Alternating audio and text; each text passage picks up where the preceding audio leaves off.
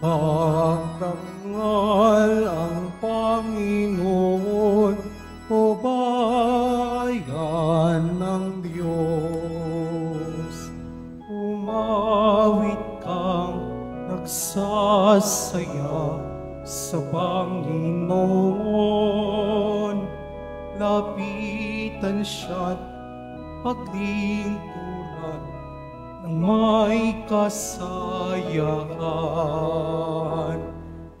Pagtangal ang Panginoon, o bayan ng Diyos. Sa ngalan ng Ama at ng Anak at ng Espiritu Santo. Amen. Ang pagpapala ng ating Panginoon Jesucristo, ang pag-ibig ng Diyos Ama, at ang pagkakaisa ng Espiritu Santo, naway suminyong lahat. At sumaiyo rin.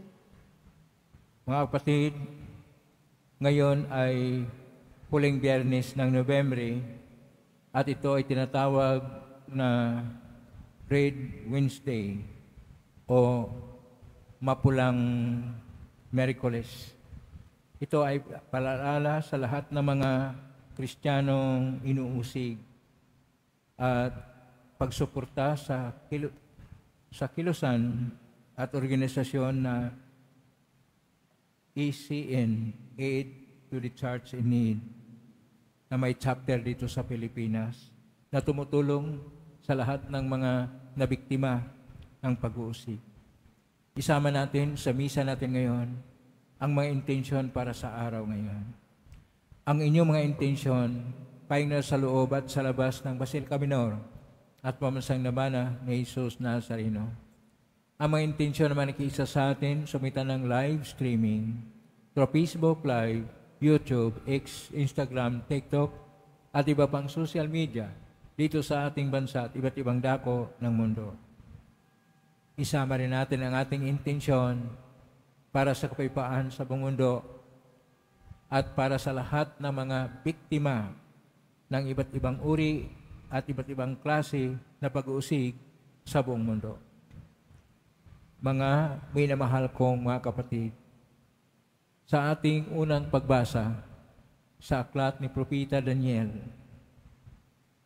ay nagpatuloy ang pag-uusig sa mga Israelita at sa pagsamantala ng hari ng Babylonia na ginamit ang mga sagradong mga kagamitan ay nagkaroon ng naisulat sa pagpapahayag na parusahan na sila ng Diyos sapagkat tinimbang sila ngunit kulang. Sa ating Ebanghelyo ni San Lucas,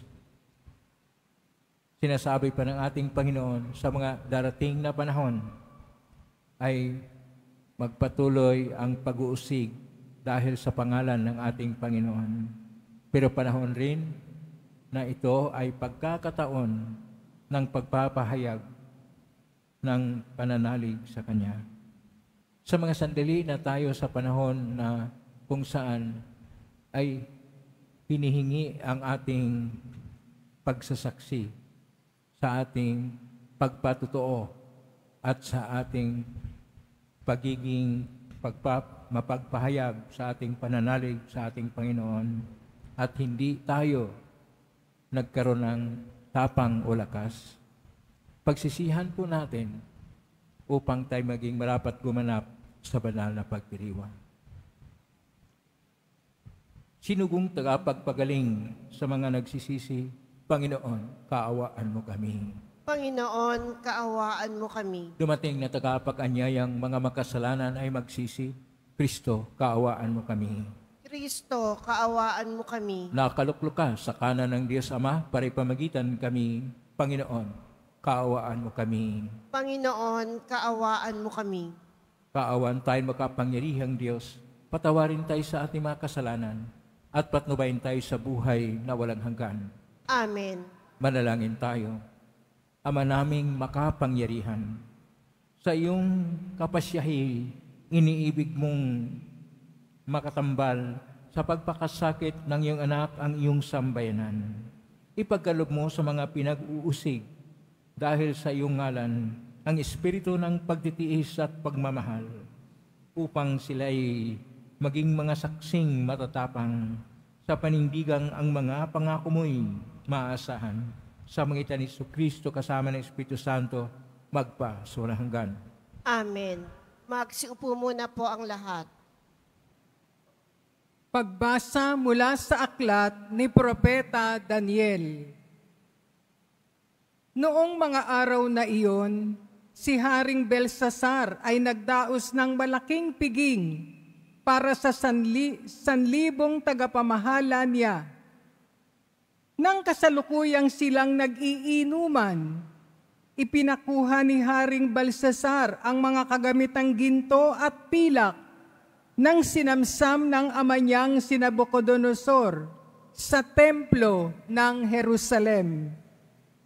Ipinakuha niya ang mga ito upang inuman nila ng mga maharlika ng kaharian, mga tunay na asawa at mga aliping asawa.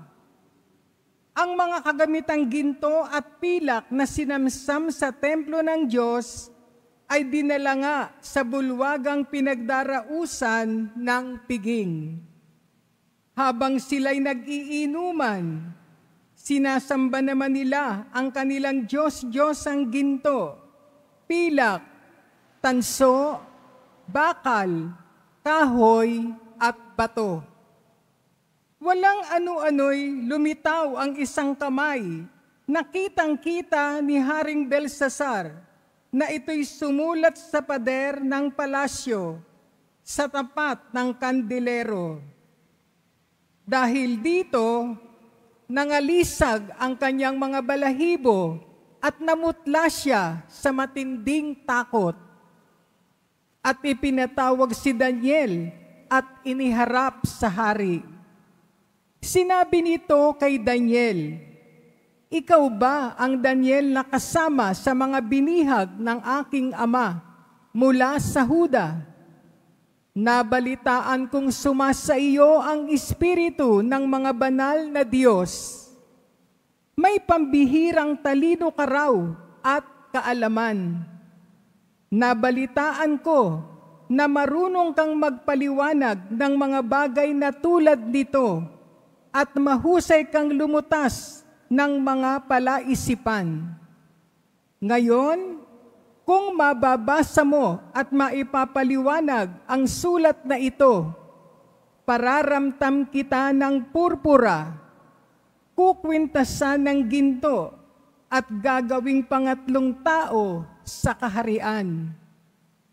Sinabi ni Daniel sa hari, "Mahal na hari, huwag na po ninyo akong bigyan ng anuman. Ibigay na ninyo sa iba ang sinasabi ninyong gantimpala. Babasahin ko na po lamang at ipaliliwanag ang sulat. Nagpakataas kayo sa harapan ng mga kagamitan. Nagpakataas kayo sa harapan ng Panginoon. Ipinakuha ninyo ang mga kagamitan sa kanyang templo at ginamit sa inuman. Bukod doon, sumamba kayo sa mga Diyos ninyong yari sa ginto, pilak, tanso, bakal, kahoy at bato. Mga Diyos na hindi nakakikita ni nakaririnig. At ang Diyos na nagbibigay sa inyo ng buhay ay hindi ninyo pinarangalan. Kaya ipinadala ang kamay na yaon at pinasulat sa dingding ng inyong palasyo. Ito ang sulat. Mene, mene, tekel, parsin. Ito naman ang ibig sabihin. Mene, nabibilang na ang araw ng iyong kaharian, pagkat wawasakin na ito ng Diyos. Tekel, ikaw ay tinimbang at napatunayang nagkukulang. Parsin, ang kaharian mo ay mahahati at ibibigay sa Media at Persya. Ang salita ng Diyos. Salamat sa Diyos. Dakilait papurihan ang poon magpakailanman. Dakilait papurihan ang poon magpakailanman. Purihin ninyo ang Panginoon, araw at buwan. Awitan siya ng papuri at dakilain, magpakailanman. Dakilait papurihan ang poon magpakailanman. Purihin ninyo ang Panginoon, mga bituin sa langit. Awitan siya ng papuri at dakilain, magpakailanman. Dakilait papurihan ang poon magpakailanman. Purihin ninyo ang Panginoon, mga ulan at hamog. Awitan siya ng papuri at dakilain, magpakailanman. Dakilait papurihan ang poon magpakailanman. Purihin ninyo ang Panginoon, lahat ng hanging umiihip sa sandaigdigan. Awitan siya ng papuri at dakilain, magpakailanman. Dakilait papurihan ang poon magpakailanman.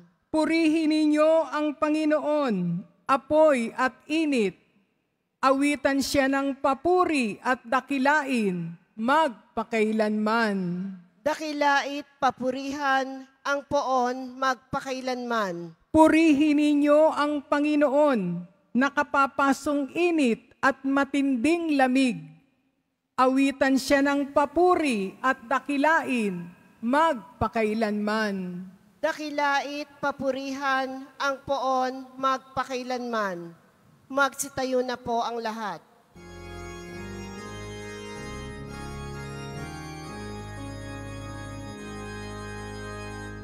Hallelujah, hallelujah, hallelujah, hallelujah.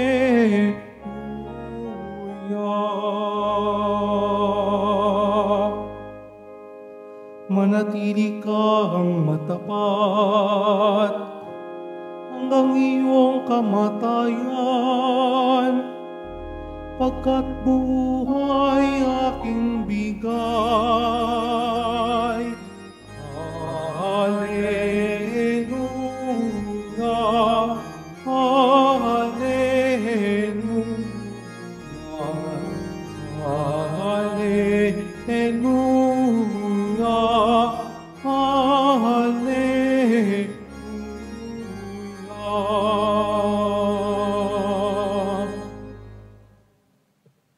Sumainyo ang Panginoon. At sumaiyo rin. Ang mabuting balita ng Panginoon ayon kay San Lucas. Papuri sa iyo, Panginoon. Noong panahong yon, pinag-uusapan ng ilang tao ang templo. Ang kahanghangang mga bato na ginamit dito at ang mga palamuti nito na inihandog ng mga tao. Kaya't sinabi ni Jesus, darating ang panahong lahat ng nakikita ninyong iyan ay iguguho. Walang batong ititira sa ibabaw ng kababato. Tinanong nila si Jesus, Guro, kailan po ito mangyayari? At ano ang magiging palatandaan na ito'y magaganap na? Sumagot siya, mag-iingat kayo at nang hindi may ligaw ninuman, sapagkat marami ang darating sa aking pangalan at magsabi, ako ang Mesiyas. At darating na ang panahon, huwag kayong susunod sa kanila. Huwag kayong mabagabag kung makabalita kayo ng mga digmaan at mga himagsikan. Dapat mangyari ang mga ito. Ngunit hindi darating karakaraka ang wakas. At sinabi pa niya, magkadigma ang bansa laban sa kapwa bansa, ang kaharian sa kapwa kaharian. Kakaroon ng palakas na lindol, kakaroon ng pagsalot at linaw.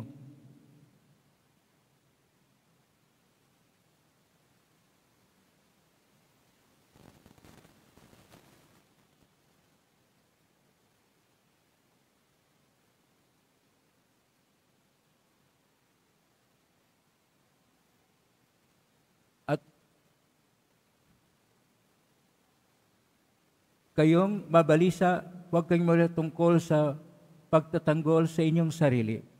Sapagkat bibigyan ko kayo ng katalinuhan at ng hindi kayang talunin at pabulaanan ng sino man sa inyong mga kaaway. Ipagkakanulo kayo ng inyong mga magulang at mga kapatid at mga kamag-anak at mga kaibigan. At ipapapatay ang ilan sa inyo. Kapupuutan kayo ng lahat ng dahil sa akin.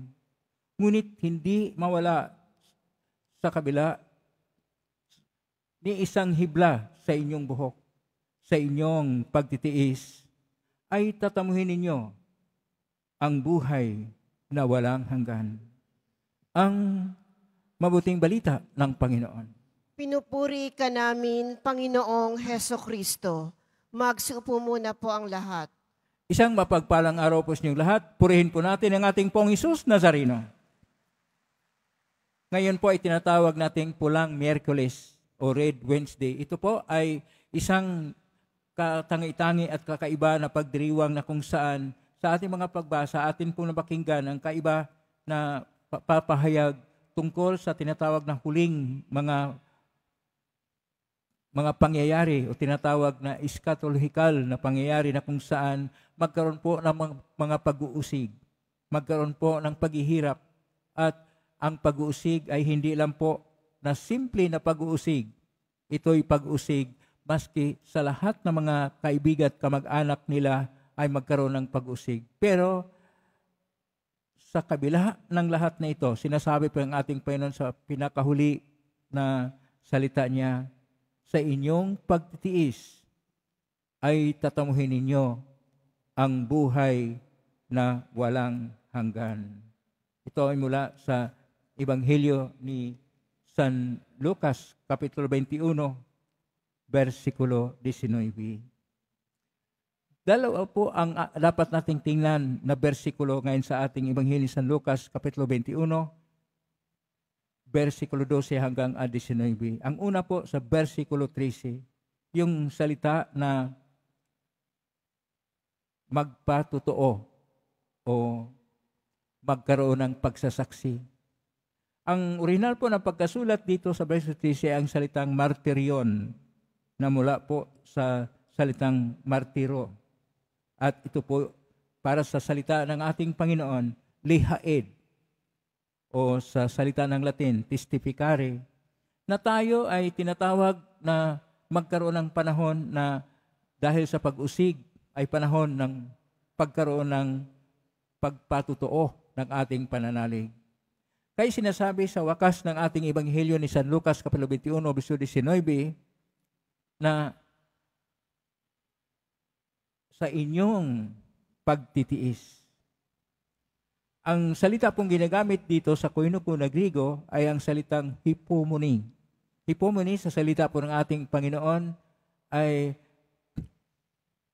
sebulet o sa salita ng Latin, pasensya, na ito po yung panatili tayong magkaroon ng katatagan. Magkaroon tayo ng pagtitiis. Natiisin po natin ang lahat ng paghihirap ng mga pag-uusig. Sapagkat sabi pa ng ating Panginoon na tayo naman ay hindi niya pabayaan. Una, hindi tayo pabayaan kung anong sasabihin natin. At sinasabi pa niya, ang ating mga buhok, ang bawat hibla nito, ay hindi po mawala. Ang ibig sabihin dito, maski yung maliit na bahagi ng ating pagkatao, hindi po ito mawala sapagkat tayo ay bigyan ng proteksyon ng Panginoon, sapagkat tayo po ay Kanya pong iligtas, sapagkat tayo ay mahal ng Diyos. Yung pong naniwala na mahal tayo ng Diyos, ay hindi tayo pabayaan ng Diyos. Pumalakpak nga ng malakas na tayo hindi pabayaan ng Diyos sapagkat sa Kanyang pag-ibig at pagmahal, mayroon mang pinagdaanan, mayroon mang mga pag-usig, lahat ng mga paghihirap at pagsubok sa way, kaya po natin sapagkat hindi po tayo pabayaan ng Diyos. Pero alam niyo ba, hindi po kagaya tayo sa ibang bansa. Nasa ibang bansa po, ang mga Kristiyano at mga Katoliko ay nagkaroon po ng mga pag-uusig. Naghihirap po sila. Hindi po sila libre o malaya na magpahayag ng kanilang pagiging Kristiyano. na magdasal at sa mga dasaling Kristiyano, maski makakita ng mga imahe ng halimbawa yung krusipiho o dili kaya maski Biblia ay pinagbawal na at ito yung tinatawag na tunay na pag-usig. At itong Miyerkules na pula o Red Wednesday ay siyang paalala sa lahat ng mga tao na nakaranas ngayon ng mga pag-usig sa ibang bansa.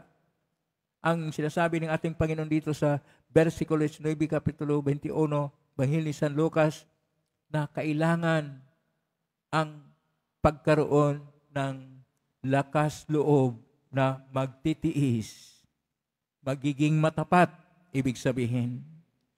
At itong katapatan ay nangyari din sa ating unang pagbasa mula sa aklat ni Propeta Daniel, Kapitulo 5, verso 1 hanggang 28, na kung saan itong si Haring Belsasar, sobra na ang kanyang pagpapahirap sa lahat ng mga hinirang na bayan ng Diyos, mga Israelita, sapagkat nilusob ni Nebuchadnezzar ang Jerusalem, kinuha yung mga sagrado na mga kagamitan sa templo at doon ginawa ni Belsasar sa panahon ng kanilang salo-salo ay hindi nila ginagalang. Nilapastangan nila ito, ginamit nila sa kanilang pag-iinom na wala man lamang pagrespeto. Kaya may nakasulat sa pader, mini, tekel, parsen. Ang salita na luma doon sa Middle East, na kung saan ang kahulugan po dito na bilang na ang panahon ng hari at katapusan na ng kanyang mga kalupitan. Sapagkat tekel, siya ay tinimbang, ngunit nagkukulang ang kanyang puso para sa Diyos. Parsen, magkahati-hati silang lahat dahil yon ang parusa ng Diyos. Ang parusa ng Diyos ay darating sa kanyang panahon at sa kanyang paraan sapagkat ang katarungan ng Diyos, ulitin ko po, ang katarungan ng Diyos ay darating. Hindi po tayo magsisi at kuminsan sabihin natin, bakit ganito ng mga pangyayari natin? Tayo naman ay nagdasal, tayo naman ay ganito. Marami na po tayong naranasan na mga kalamidad. Ngunit tayo nahihirap pa rin. Naghihirap tayo, marami namang tao na yumaman dahil sa kanilang mga pagiging kurakot o sa kanilang panglilinlang. Bakit sila ang hindi parusahan? Dumating yung mga bagyo, baha at lindol. Bakit tayo ang madamay sa kanilang mga kalukuhan? Kuminsan, sinisisi pa natin ang Diyos mga ganitong mga pangyari. Pero hindi natin alam, ang Diyos ay magbibigay ng tunay na hustisya at katarungan sapagkat siya po ay Diyos ng katarungan o hustisya. Kanya pong igawad sa atin kapag hindi po tayo maghinawa sa ating panalangin, kapag hindi po tayo titigil sa ating pagdulog sa Kanya, na naway ibigay na sa atin ang narapat na mga biyayang kinakailangan natin. Hindi po tayo pabayaan ng Diyos, hindi tayo iiwanan ng Diyos dahil mahal po tayo ng Diyos. Pakisabi sa katabi mo, mahal ka ng Diyos. Mahal po tayo ng Diyos. Alam niyo ba, sabi pa dito sa ating Ebanghelyo ngayon, maski yung ihibla ng buhok mo ay hindi malalagas kapag hindi po yan ipinapayag ng Diyos. Sa atin pong average na buhok ay ito ay mula 100,000 hanggang sobra pa sa 100,000. Ang isa dyan ay hindi po malalagas, hindi po mahuhulog pag hindi kalooban. Ang ibig sabihin dito, ayaw ng Diyos na may masamang mangyari sa atin. Pero ang kasamaan na nangyari sa atin, halimbawa, kapag mag-ulan ay magbaha at hindi makontrol yung baha dahil ang mga flood control projects ay hindi po napunta sa proyekto, napunta po sa bulsa. At malita na malita ang ginilala sa mga namumuno at mga nasa luklukan na sinasabi pa lang, itong mga malita at ito ay basura lang. Ginawang basura ang pinahirapan ng lahat ng tao. Tayo ay nagbigay ng indirekta na taxes. At kayo na nagtrabaho, direkta na taxes, na buwis. Saan napunta yan? Doon lang sa mga nagbubulsa nito. Kailangan na tayo'y manalangin sa ating Panginoon. Na ito yung mga tinatawag na iba't ibang klaseng mga pagpapahirap, pamaraan rin ito ng pag-uusig.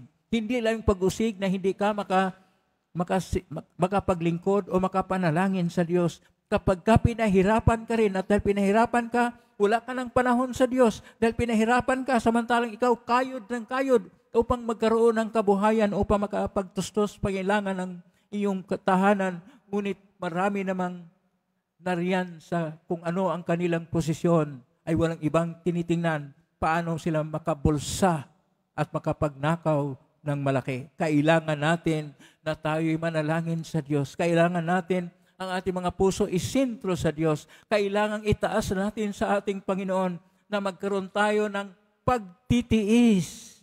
Ito po yung versikulo 19, kapitulo 21, Ebanghelyo ni San Lucas.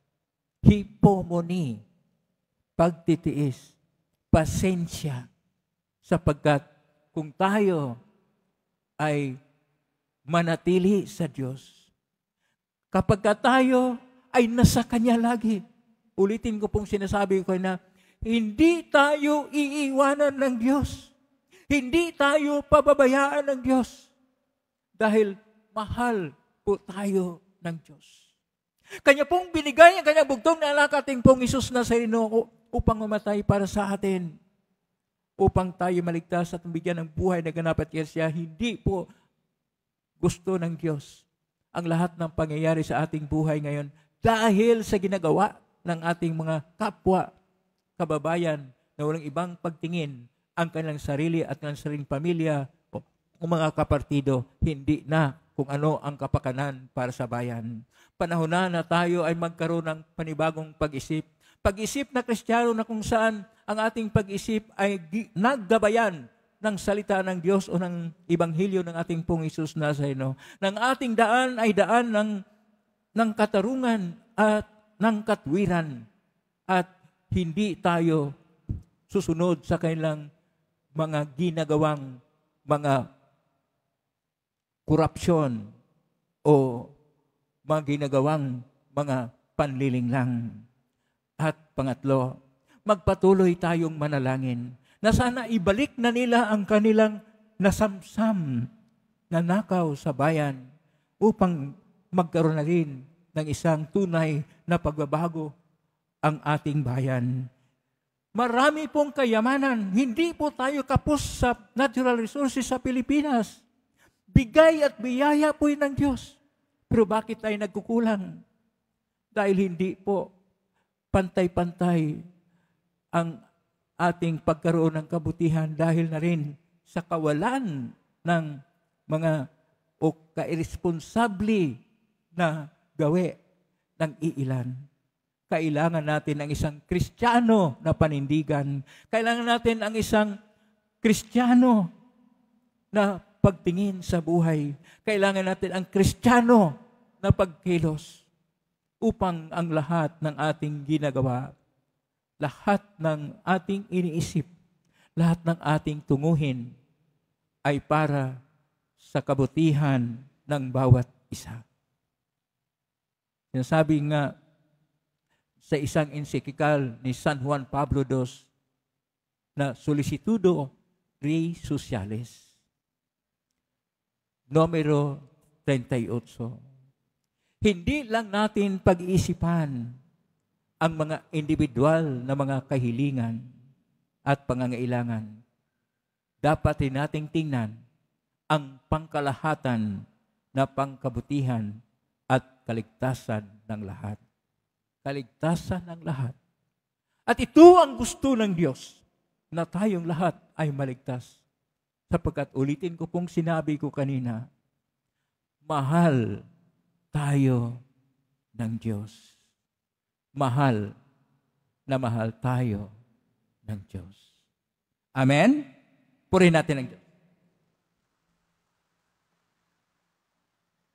Magtayo na po ang lahat.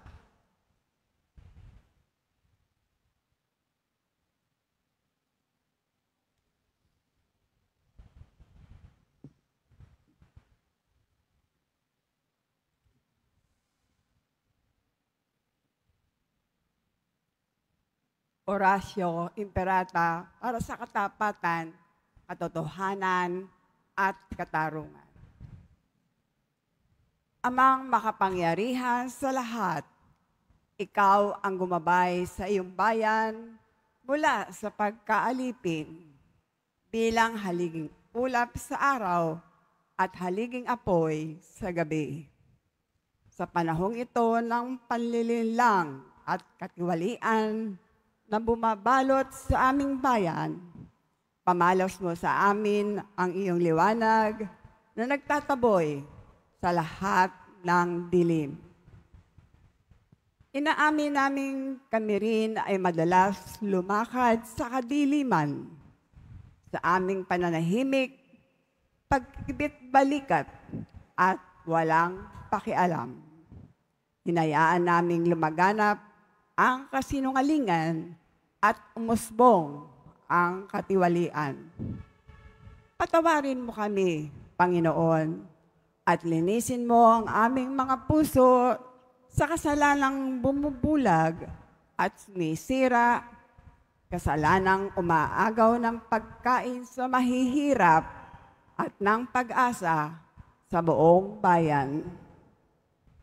Ipagkaloob mo sa amin ang mga pinmunong kawangis ng puso ng iyong anak, mga pastol na handang maglingkod, hindi mga lobong sumisila.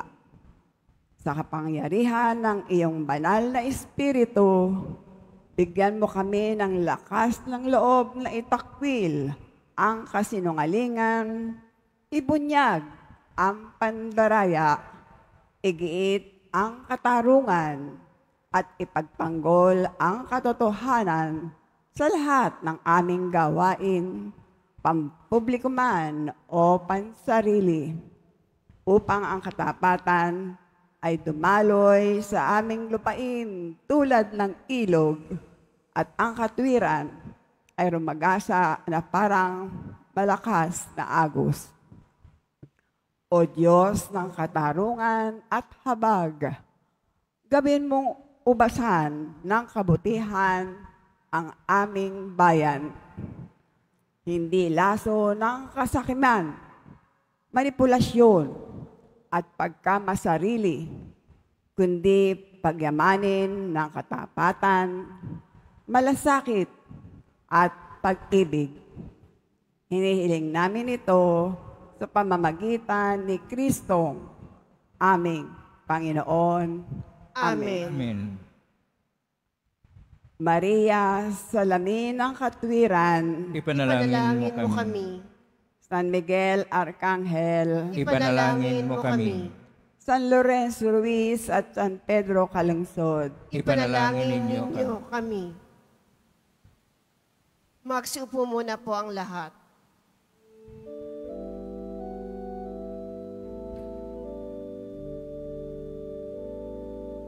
Ikaw ang alak at tinapay ng langit. Ikaw ang kaligtasang aming nakamit. Pagsamo ng iyong bayay pakinggan. Maging marapat na ika'y pagsaluhan. Magsitayo na po ang lahat. Manalangin kayo watid upang paghahain natin ay kalugdan ng Diyos amang makapangyarihan. Tanggapin nawa ng Panginoon itong paghahain sa iyong mga kamay, sa kapurihan niya at karangalan, sa ating kapakinabangan at sa buong sambayanan niyang banal. Ama naming lumikha, tanggapin mo ang aming mga alay at pithaya sa ikapanatiling matatag na mga nagdarita. Dahil sa pag-uusig ng mga ayaw maniwala, ang pakikiisa sa paghain ni Kristo, naway ikatwa na mga matiising ang mga ngalay sa langit na katala. Sa pamagitan niya, kasama ng Espiritu Santo magpa sa walang hanggan.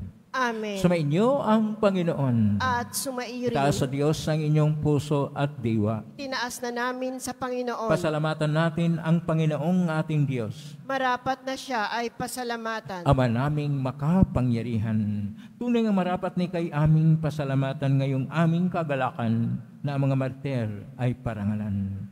Sila'y kapanag naming mga may panindigan na ikaw ay pahayag kahit sila'y mamatay sapagkat minarapat mong kanilang matularan ang iyong anak na naghain ng siling buhay.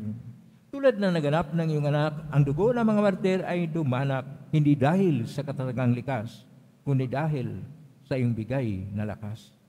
Kay kaysa na manghel siya awit ng papuri siyang pay sa kalangitan, kami nagbubunyi siyang kadakilaan.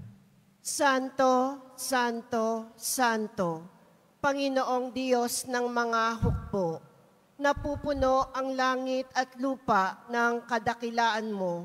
O sana sa kaitaasan, pinagpala ang naparirito sa ngalan ng Panginoon. O sana sa kaitaasan, magsilhod po ang lahat. Ama naming banal, ikaw ang bukal ng tanang kabanalan. Kaismitan ng Espiritu ng banal, ang makalob na ito upang para sa maging katawan at dugo ng aming Panginoong Jesucristo. Bago niya pinagtiisang kusang loob na maging handog, hinawakan niya ang tinapay, pinasalamatan kanya, pinaghati-hati niya yon, iniabot sa kanyang malagad at sinabi, tanggapin ninyong lahat ito at kanin. Ito ang aking katawan na ihandog para sa inyo.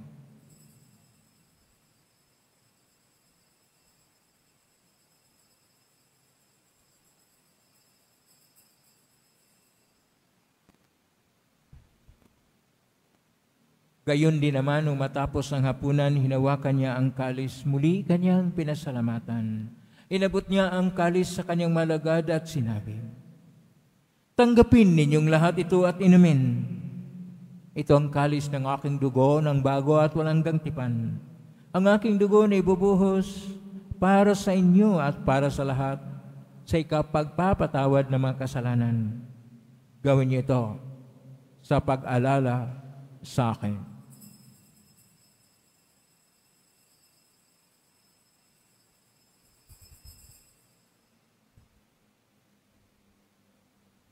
Magsitayo na po ang lahat.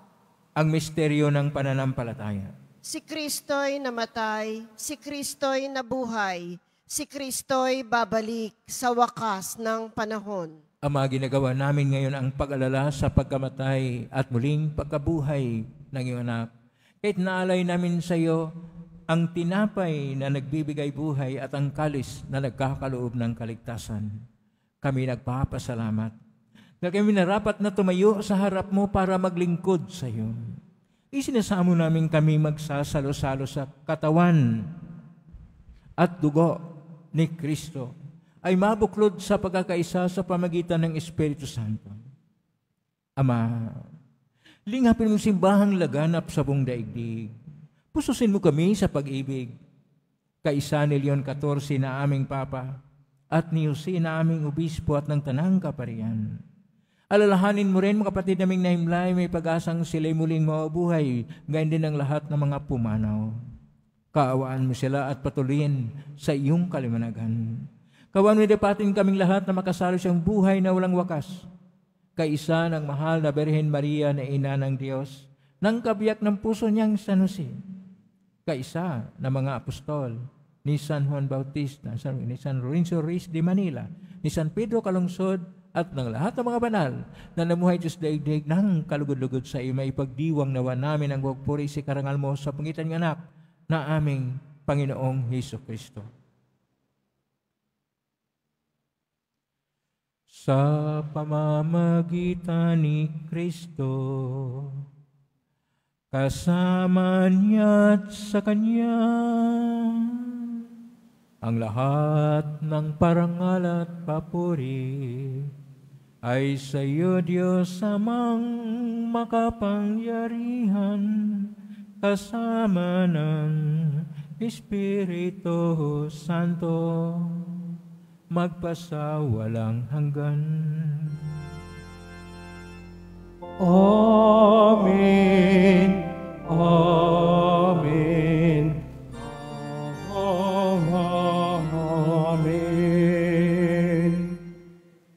Matagubilin na magaling na utos sa turo ni Jesus na Panginoon natin at Diyos, ipahayag natin ng lakas loob.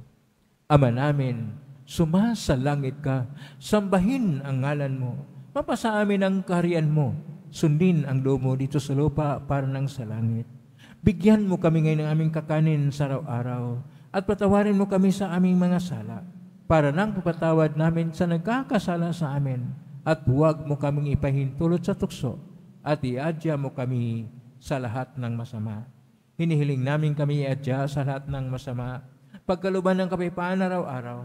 Iligtas sa kasalanan at sa lahat ng kapahamakan, samantalang aming pinanabikan ang dakilang araw ng pagpapahayag ng tagapagligtas naming si Jesucristo. Sapagkat iyo ang kaharian at ang kapangyarihan at ang kapurihan magpakailanman. Amen. Panginoong Jesucristo, sinabi mo sa iyong mga apostol, kapayapaan ang iniiwan ko sa inyo, ang aking kapayapaan ay binibigay ko sa inyo. Tunghayan mo ang aming panampalataya at huwag ang aming pagkakasala.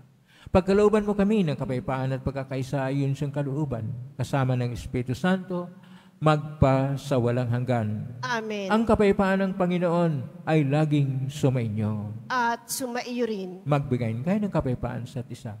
Peace be with you. Kordero ng Diyos na nag-aalis ng mga kasalanan ng sanlibutan, maawa ka sa amin. Kordero ng Diyos na nag-aalis ng mga kasalanan ng sanlibutan, maawa ka sa amin. Kordero ng Diyos na nag-aalis ng mga kasalanan ng sanlibutan, ipagkaloob mo sa amin ang kapayapaan. Magsilhod po ang lahat. Ito ang kordero ng Diyos. Itong nag-aalis ng kasalanan ng sanlibutan. Mapalad ang mga inaanyayahan sa piging ng kordero. Panginoon, hindi ako karapat-dapat na magpatuloy sa iyo, ngunit sa isang salita mo lamang ay gagaling na ako. Ipagsalita.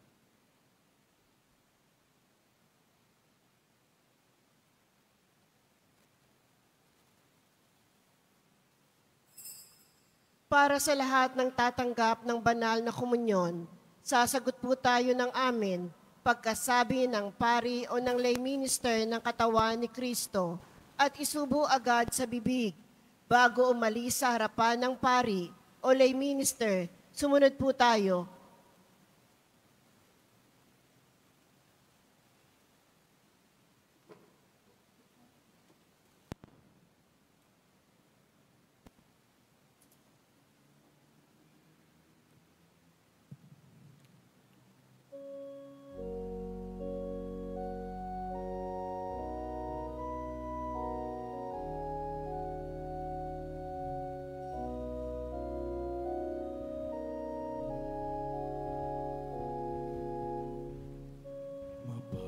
Mapalad ang may pusong dalisay at nagbigay daan sa kapayapaan.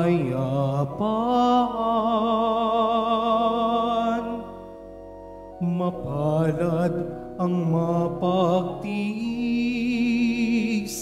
sa pahirap ng kalaban.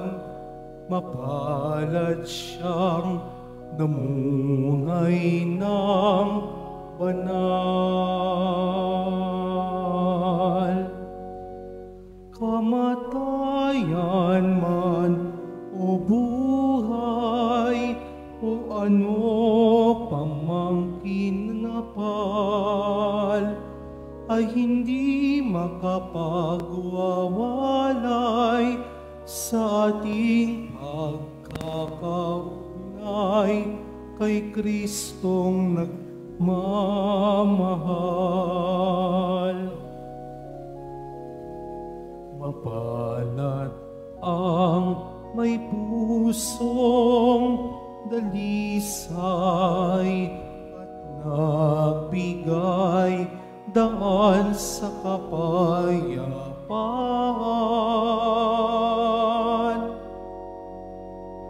Mapalad ang mapagtiis sa pahirap ng kalaban, papalad siyang namuhay ng banal.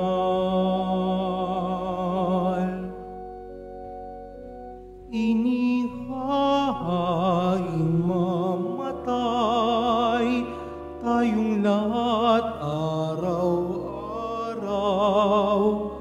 para kay Jesus na mahal, upang sarili niyang buhay ay sumaating lahat.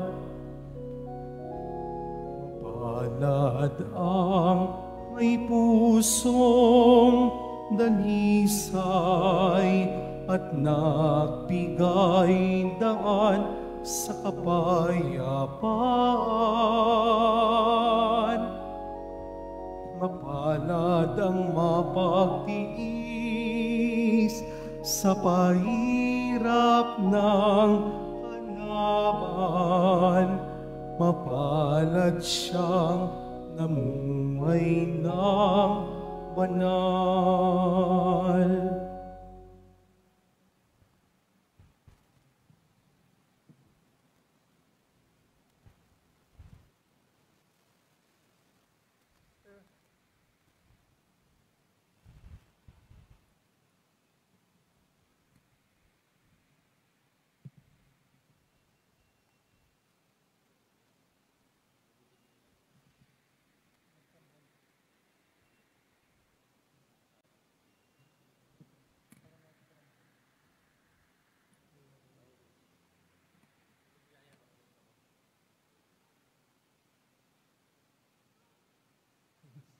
Announcement. Ating gaganapin ngayon ang natatanging koleksyon para sa mga kapatid nating pinag-uusig. Ang inyong tulong ay gagamitin upang matustusan ang mga programa at proyekto ng Pontifical Foundation Aid to the Church in Need para sa mga Kristiyanong komunidad at sa buong mundo, kung saan nakararanas ng pag-uusig at paghihirap na maisagawa ang misyon ng ebanghelisasyon. Tumulong po tayo.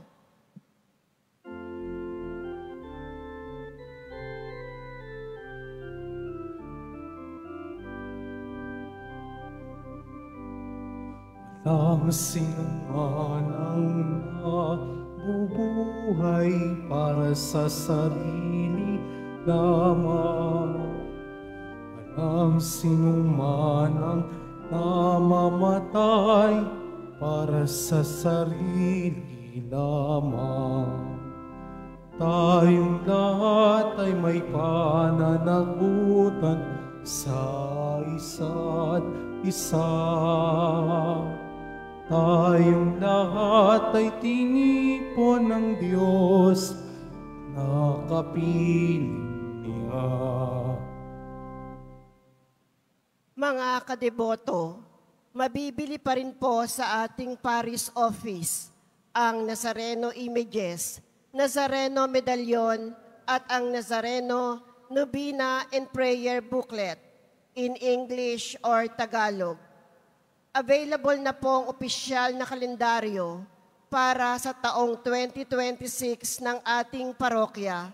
Sa mga nagnanais bumili, maaari kayong magtungo sa ating parish office. Ito po ay nagkakahalaga ng 50 pesos. Pagkatapos ng misa, babasbasan po ang lahat ng banal na tubig. Pinakikiusapan ng lahat na manatili lamang muna sa inyong mga lugar. Tanging sa Quezon Boulevard o sa Plaza San Juan lamang ang labasan ng lahat. Sumunod po tayo. Maraming salamat po sa inyong pagdalaw at pagsisimba sa Basilica Minor at Pambansang Dambana ni Jesus Nazareno. Magsitayo na po ang lahat. Manalangin tayo, Ama naming mapagmahal, pakundangan sa tinanggap na banal na pakikinabang ang mga lingkod mo ay iyong dulutan ng lakas ng napanghawakan ang kalooban, katotohanan at ipagkaloob mong ang mga nagtitiis ng pag-uusig at kahirapan ay makapanindigan sa ugaling Kristiyanong taglay sa gitna ng dusa at pagpapasan ng krus ni Kristong kanilang sinundan bilang tagapamagitan kasama ng Espiritu Santo magpa sa walang hanggan. Amen. Panalangin para sa mga kaluluwa, mga kapatid, ating ipagdasal ang ating mga minamahal na yumaot lahat mga kaluluwa sa purgatorio. Panginoon naming Diyos, Ama namin, Ikaw po ang dahilan ng aming pagsilang. Sa galing ang aming hiram na buhay. Kung kabaang loob po kaming nananalangin at kami na makaawang, kalugdan mo po ang mga kaluluwa na mga pumanaw na sa mundong ito. Sila naway magkamit ng buhay siyang piling. Alisin mo ang anumang mga karumihan ng kasalanan upang sila'y maging marapat sa iyong walang hanggang kalinisan. Iyahon mo sila mula sa purgatorio at bigyan ng puwang sa kaharian sa langit. Kapayapaan kailanman igawad ng may kapal na mga yumaong nagsipanaw. Sila naway silayan ng iyong ilaw na walang hanggan. Amen. Nakapanatag naman sila sa kapayapaan. Amen.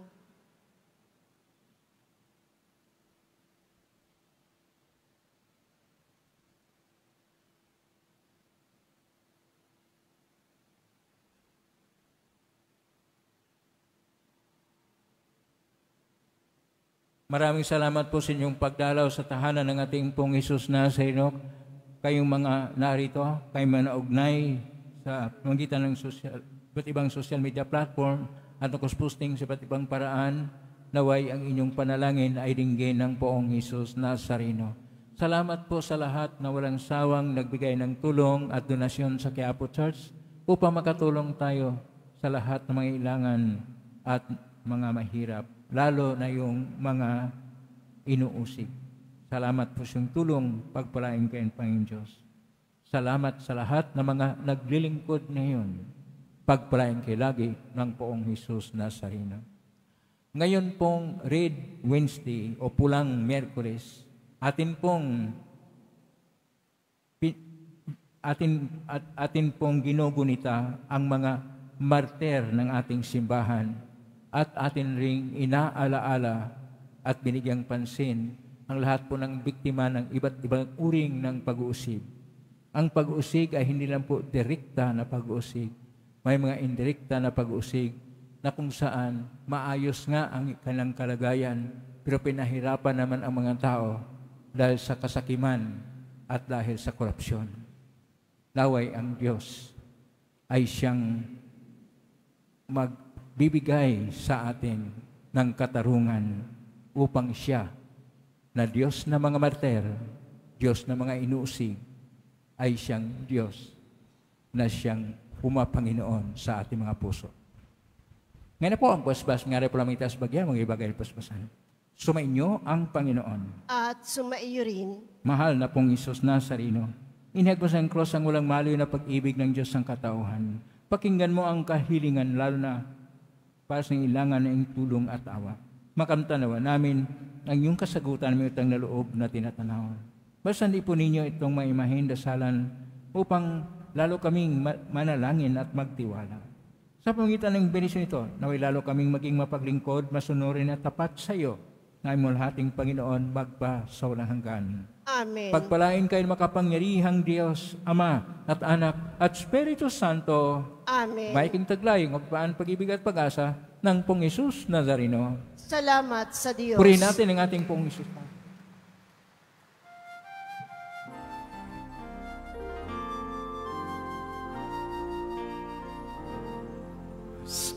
Padre Jesus Nazareno, sinasamba ka namin, pinipinto ka namin, aral mo ang aming buhay at kaligtasan, nuestro Padre Jesus Nazareno. Tas mo kami sa kasalanan, ang krus Diyos mo pinamatayan sa gisang ng aming kaligtasan. Nuestro Padre Jesus Nazareno, dinaraman ka namin. Nuestro Padre Jesus Nazareno, luwalhati namin. Nuestro Padre Jesus Nazareno, dinaraman ka namin. Nuestro Padre Jesus Nazareno, luwalhati